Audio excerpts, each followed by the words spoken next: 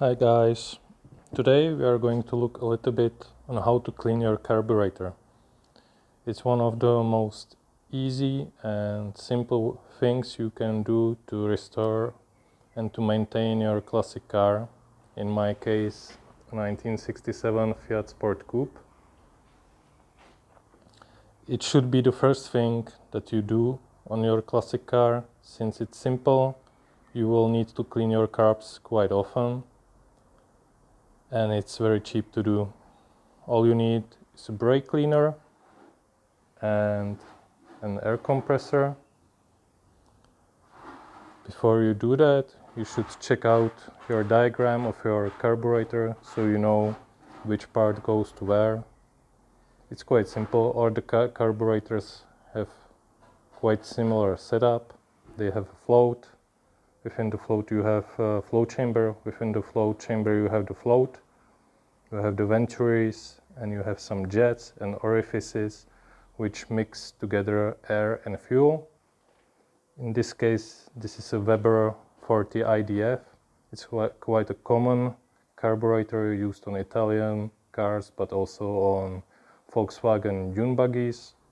As you can see, we have idle jets. Here is located the pump jet, and we have the mixing screws and the air bypass screw.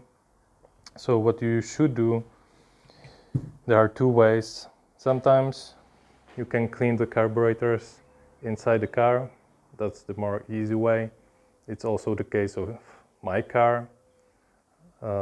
Most of the times there will be two kind of jets that are clogged, the main jets and the idle jets. So if your engine is jittering during the acceleration, or there are other signs of bad progression of the engine, then always try to check for signs of clogged carburetors. It will be quite often the case. So when you take out your carburetor, take out all the jets. It's simple. I don't think you can mix them, so don't be afraid. And when you have your jets out, then take your brake cleaner, or you can use also fuel, and spray it into the orifices, into the gaps. And then just take your compressor and blow air through it. It's that simple. What else?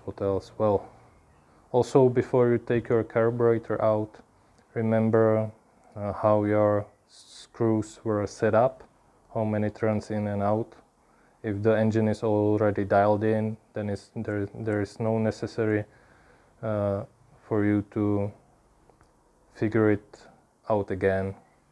So remember the positions of your idle screws and your air bypass screws. So once you put your carburetor back in, then you can just dial it in or out as necessary. So yeah, that's the easy and cheap way how to clean your carburetor. There are other ways that are more professional, but when you regard the fact that the carburetor will get clogged quite often, like every several hundred kilometers in the case of my car, then it's good for you to learn how to do it quickly and cheaply so that you can enjoy your classic car. And if you are planning to restore your car to the fullest, to the best shape, then there are other ways how to clean your carburetor. You can sandblast the outside of the carb. You can use the ultrasonic cleaner that is used, for example, for cleaning watches. That's also a popular way, but then you'll be, of course, paying more, and since the carbs get dirty quite often, it's no use to have it all the time in pristine order and clean. So yeah, that's the simple and easy and cheap way how to clean your carb.